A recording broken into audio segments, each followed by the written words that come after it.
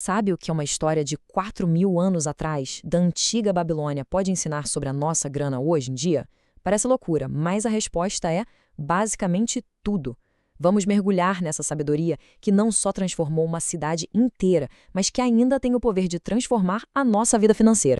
Sabe aquela sensação de ralar, ralar, ralar, e no fim do mês olhar para a conta e pensar, ué, para onde foi o dinheiro? Pois é, essa pergunta que tanta gente se faz hoje era exatamente a mesma que um cara chamado Bansir, um construtor de carruagens, se fazia lá na Babilônia. É uma frustração que, pelo visto, atravessa os séculos.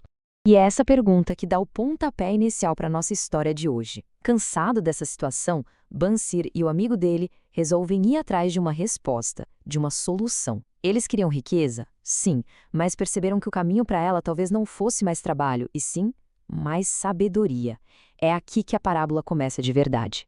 O problema do Banseu é um que muita gente conhece bem de perto. Uma vida inteira de trabalho pesado, de esforço, para terminar com a carteira vazia. Ele e o amigo Colby, que era músico, olham um para outro e se dão conta. Poxa, a gente se esforça tanto e continua na mesma. É uma armadilha que parece que prende muita gente até hoje, não é? E aí, o que eles fazem? Desistem? Que nada! Eles tomam uma decisão que muda tudo. A solução, eles pensaram, era aprender com quem já chegou lá. Simples assim. Então eles decidem procurar um amigo de infância, o Arcade, que era ninguém menos que o cara mais rico da Babilônia. Foram bater na porta dele para pedir uns conselhos. E o Arcade, que era um cara sábio, topa ajudar. Só que ele não chega com uma lista de regras chatas. Não. Ele chama os segredos dele de As Curas para uma Bolsa Vazia. Genial, né? Vamos ver então as 3 primeiras, que são o alicerce, a base de tudo. A primeira cura é de uma simplicidade que chega a ser chocante, mas olha, é a mais poderosa de todas. É só um número: 10%. É isso. O Arcade fala o seguinte: uma parte de tudo que se ganha é sua para guardar. Pelo menos 10%. E isso leva a gente para uma ideia que é, uau, fundamental. Pague-se primeiro. Pensa bem. A ideia não é guardar o que sobra no fim do mês, se sobrar. Não. A poupança se torna o primeiro boleto que a gente tem que pagar. É uma virada de chave, um hábito que muda completamente o jogo. Vamos trazer isso para a nossa realidade. Digamos que entram, sei lá, R$ 2.000 por mês. A primeiríssima coisa a fazer, antes de tudo, é separar R$ 200 para o futuro. Esse dinheiro, intocável. E a mágica é que, surpreendentemente, a gente se vira com os 90% que sobram. A gente se adapta. É impressionante. Ok, a segunda cura. Essa é sobre controlar os gastos. É a eterna briga entre o que a gente precisa e o que a gente quer. O Arcade, que não era bobo nem nada, já tinha sacado a armadilha. Quanto mais a gente ganha, mais os nossos desejos crescem para comer essa grana extra. A sacada é aprender a viver bem com o que se tem, e não com o que se poderia ter se gastasse tudo.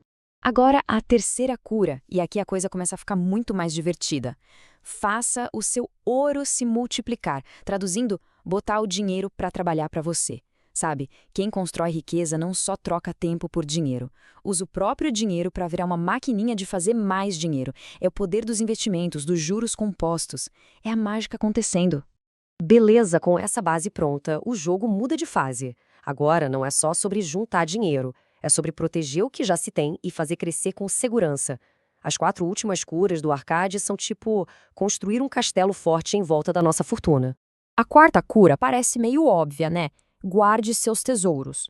Tá, mas a matemática por trás disso dá até um arrepio. Se liga. Se alguém tem 100 moedas e perde metade, fica com 50. Para voltar a ter 100, não basta ganhar 50%. É preciso ganhar 100%. Tem que dobrar o que sobrou. Por isso que evitar uma perda grande é muito mais importante do que correr atrás de um ganho gigante. E essa ideia, vinda lá da Babilônia de 4.000 anos atrás, é tão poderosa que o investidor mais famoso do nosso tempo, Warren Buffett, fala a mesma coisa. As 2 regras dele são famosíssimas. Regra número 1, nunca perca dinheiro. Regra número 2, nunca se esqueça da regra número 1. É a mesma sabedoria milênios depois. As últimas curas são para garantir o longo prazo. A quinta fala sobre fazer da nossa casa um investimento inteligente. A sexta, sobre planejar o futuro, garantir uma grana para quando não quisermos mais trabalhar, o que a gente hoje chama de aposentadoria. E a sétima, que talvez seja a mais importante de todas, nunca parar de aprender e melhorar para poder ganhar mais. Conhecimento é o ativo mais valioso que existe. Certo, certo. A teoria da Babilônia é fantástica. Mas e aí? Como a gente faz isso no mundo do Pix, do app do banco, da fatura do cartão? Vamos pegar essa sabedoria toda e traduzir para uns truques práticos que funcionam hoje.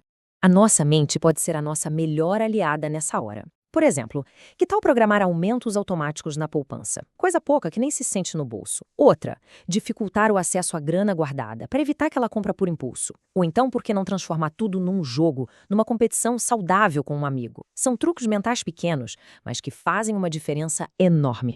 E olha só essa dica que é sensacional. Dá um nome para a conta onde se guarda o dinheiro. Em vez de deixar lá um genérico conta poupança que é super sem graça, que tal algo como Projeto Liberdade Financeira ou Viagem dos Sonhos? Isso cria uma conexão emocional, dá um propósito claro para aquele dinheiro, e isso motiva muito mais a continuar. E com tudo isso, a gente chega no ponto mais crucial de todos. Entender esses princípios é metade do caminho. Conhecimento sozinho não enche carteira, né? A outra metade, a que realmente define o sucesso, é a ação. É pegar toda essa sabedoria e transformar em hábito no dia a dia. A sabedoria da Babilônia está aí, revelada. Agora a ação começa. A pergunta não é mais o que fazer, porque isso já ficou claro. A pergunta é quando começar. Então, fica a reflexão, qual será o primeiro passinho, por menor que seja, a ser dado hoje, para começar a engordar a carteira?